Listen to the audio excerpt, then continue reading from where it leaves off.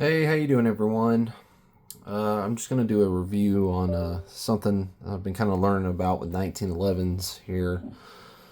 If you found this video, what I've done is I've taken a GI 1911 and I've added a beaver tail and I've added a flat mainspring housing. And kind of through my research and trial and error on what I needed to do and what I had to do to make these parts fit here. This video is going to be, I shouldn't make it too long, but just kind of get into it. Before we continue, I'll show you clear and safe. So no magazine inserted, no round in the chamber. So what I've done to this gun, this is a American Tactical M1911 military. So this gun, it was a GI style. So with that, the grip safety for it comes back and it would come out to about right here and it would cut down. And I noticed when I was shooting it, and if I had like a long range day and I would shoot it more, that style was, it would kind of dig into the webbing of your hand there.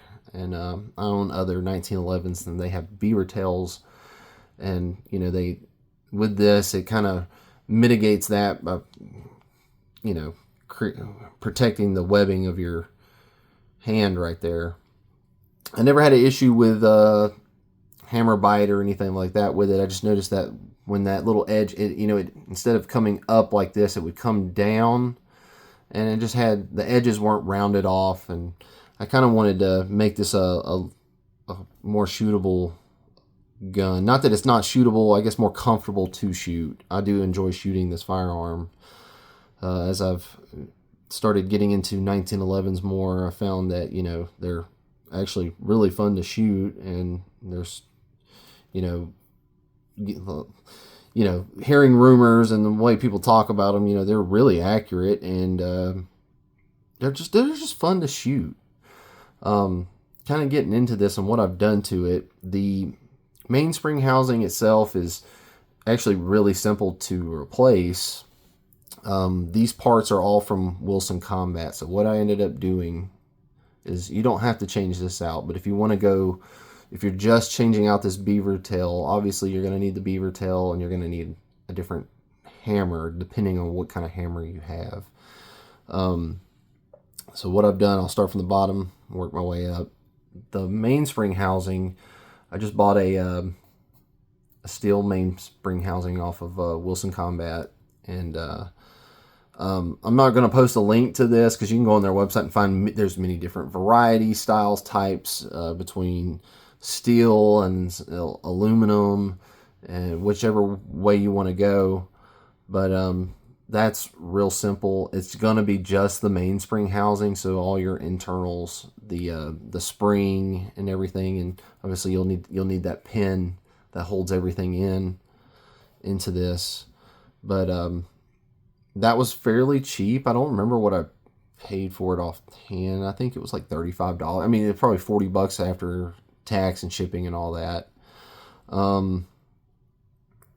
That's simple. The next part is this beaver tail. So Wilson Combat makes a drop-in beaver tail for these GI models.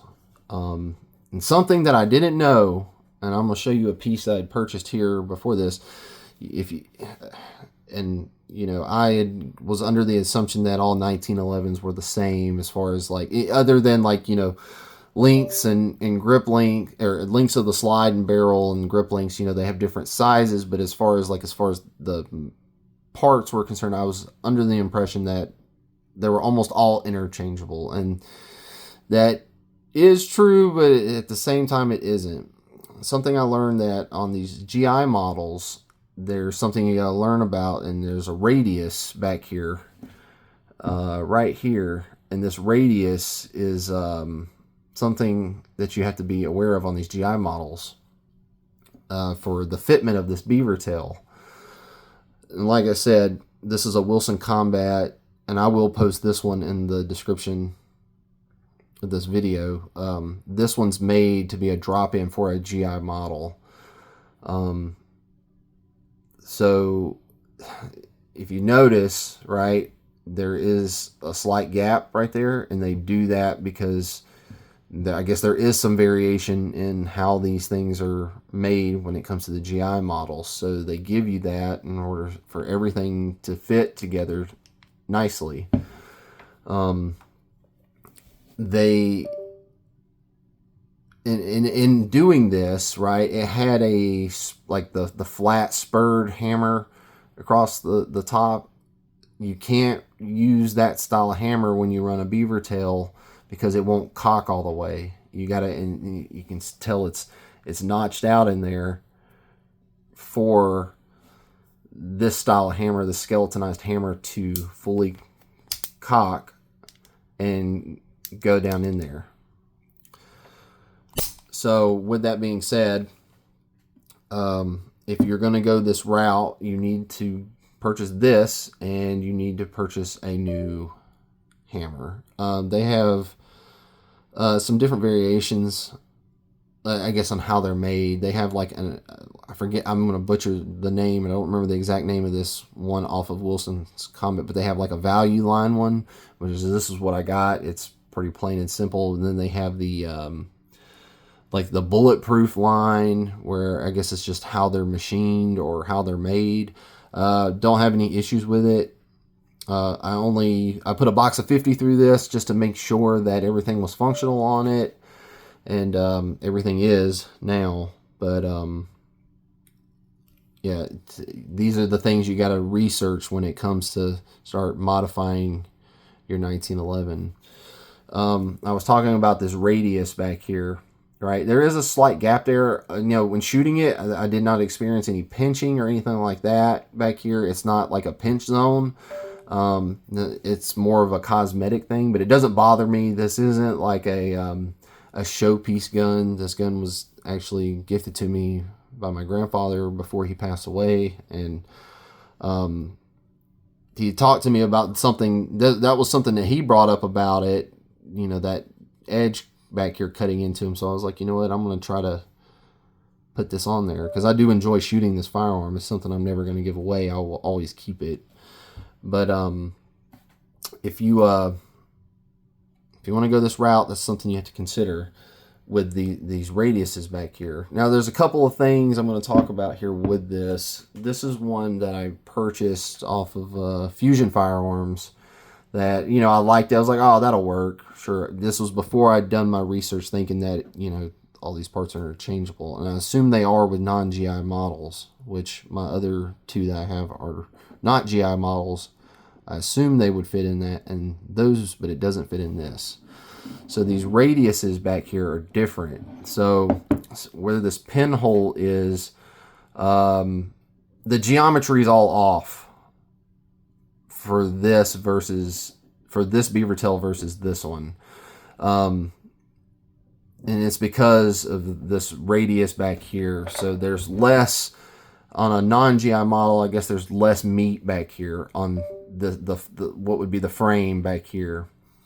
Now I've seen a couple of companies offer kits where, like, when you take your safety out, that pin that runs through, they have like a jig almost that can fit through there, and you can sit there and file the edges off of your frame here to make one like this fit, and you can like actually fit it so there's no gap, and it would fit fine.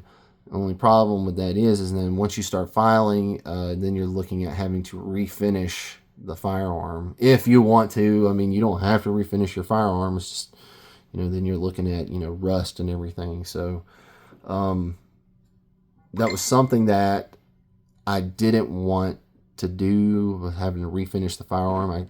The finish on this actually isn't, it's not outstanding, but it's good, and it's how my grandfather had given it to me, so I kind of want to keep it as is. So that's something you have to keep in mind. You need to look for ones that are compatible with GI models when you look for this. Now the Wilson I think there might be a few other companies. I just went with Wilson Combat because I've used Wilson Combat stuff before. Like this one has a Wilson Combat flat wire recoil spring in it and guide rod.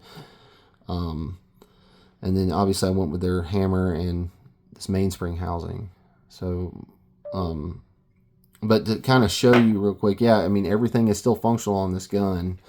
If you were to rack it, so I'm gonna rack it, and this grip safety acts as a safety, right? You shouldn't be able to pull the trigger if you're not, if this is depressed, you should be able to pull the trigger, and the hammer will go forward. With that not being depressed, you shouldn't be able to pull the trigger and the hammer go forward. So as you can tell, it does work. And I've taken this thing and I've shaken it, and it you know, I've done some more severe things to it to test it to make sure it works than what I just showed you, and it does still work. It won't fire unless it's being gripped.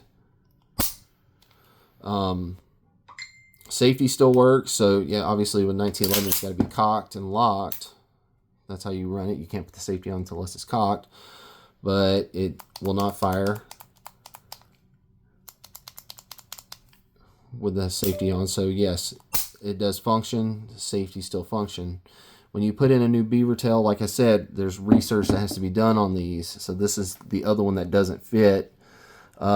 This arm here, you may have to customize this this arm here on it and how it mates up with everything in here. I'm not a 1911 guru by any means. There's tons of videos on YouTube on how to do this, but you have to be careful when you start filing, because if you take off too much, then it's not going to work.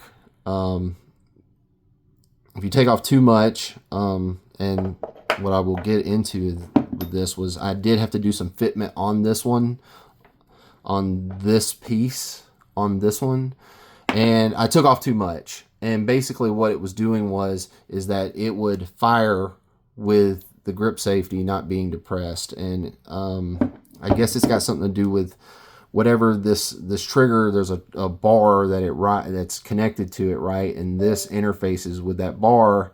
And when you're trying to pull the trigger, it's hitting this bar. And if it's gripped, it lifts up, and then it can go into that notch that's underneath it, and it fires. Well, so this is the second one I had to purchase. It was a trial and error thing for me. So I'm hoping me putting this out and telling you this, that hopefully save the next person some money, time, effort, some grief.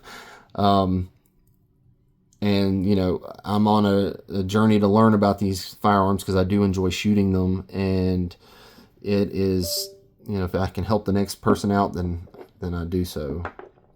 But yeah, I will post a link in the comments for this beaver tail. I'm not going to do the mainspring housing. You can go on their website and find boatloads of mainspring housings, and this hammer, you can just look up their hammers. As long as it is a skeletonized style like this, it'll work with this. So yeah, I hope this video helps, and I hope I can help the next person. That's the whole point of my channel, is that I'm hoping that I can help people save some time, effort, and some grief.